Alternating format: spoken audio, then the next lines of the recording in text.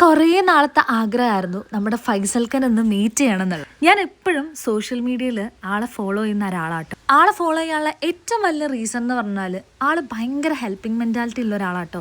Helping mentality മാത്രമല്ല, അത് പ്രാവർത്തികം കൂടെ ആക്കുന്ന ഒരാളാണ്. മറ്റുള്ളവരുടെ സങ്കടമൊക്കെ മനസ്സിലാക്കി അതിനനുസരിച്ചുള്ള പല കാര്യങ്ങളും പല ചാരിറ്റികളും ചെയ്യുന്ന ഒരു വ്യക്തിയാണ്. സോ ഇന്ന് നമ്മളെല്ലാവരും കൂടെ പോകുന്നത് നമ്മുടെ കാലിക്കറ്റ് വെള്ളയിലുള്ള ഒരു ഹ്യൂമാനിറ്റി കെയർ സെൻറ്ററിലോട്ടാട്ടോ. ഫൈസൽ മലബാർക്ക ഇവിടെ വെച്ചിട്ട് ഹ്യൂമാനിറ്റി കെയർ സെൻറ്ററിലെ മെമ്പേഴ്സിനും നമ്മളെല്ലാ ഇൻഫ്ലുവൻസേഴ്സിനും കൂടെ ഒരു ഗംഭീര ഇഫ്താർ പാർട്ടി അറേഞ്ച് ചെയ്തിട്ടുണ്ടായിരുന്നു. എനിക്കും ഈ ഒരു പാർട്ടിക്ക് ഇൻവിറ്റേഷൻ ഉണ്ടായിരുന്നു.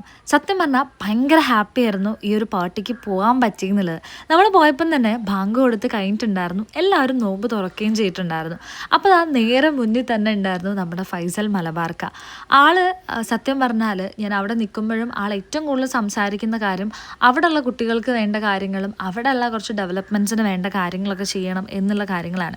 പിന്നെ നമ്മളെ മൈജിയിലെ ഷാജിക്ക് ഉണ്ടായിരുന്നു. അങ്ങനെ നമ്മൾ അവരെ എല്ലാവരെയും മീറ്റ് ചെയ്യാൻ പറ്റി എന്നുള്ളതാണ്. പിന്നെ ഓൾമോസ്റ്റ് ഒരു 100+ ഇൻഫ്ലുവൻസേഴ്സും ഉണ്ടായിരുന്നു ഈ ഒരു ഇവൻറ്റിന്. പിന്നെ നമ്മളെല്ലാവരും നേരെ പോയത് ഫുഡ് കഴിക്കാനായിരുന്നു. ഫുഡൊക്കെ എടുത്ത് പറയണമായിരുന്നു, അത്രയും ക്വാളിറ്റി ആയിരുന്നു ഓരോ ഫുഡ്സിനും. നമ്മുടെ എല്ലാവരുടെയും മനസ്സും വയറും ഒരേപോലെ നിറഞ്ഞൊരു ഇഫ്താർ പാർട്ടി കൂടി ആയിരുന്നു കേട്ടോ. ഞാൻ അവിടെയുള്ള കുട്ടികളൊന്നും കൂടുതലായിട്ട് വീഡിയോസിൽ ഉൾപ്പെടുത്തോ കാര്യങ്ങളോ ഒന്നും ചെയ്തില്ല. കാരണം അവരെല്ലാവരും നോക്കുന്ന സമയത്ത് അവരെല്ലാവരും ഭയങ്കര എൻജോയ് ചെയ്ത് ഹാപ്പി ആയിട്ടാട്ടോ ഈ ഒരു ഭക്ഷണവും കാര്യങ്ങളൊക്കെ കഴിക്കുന്നത്.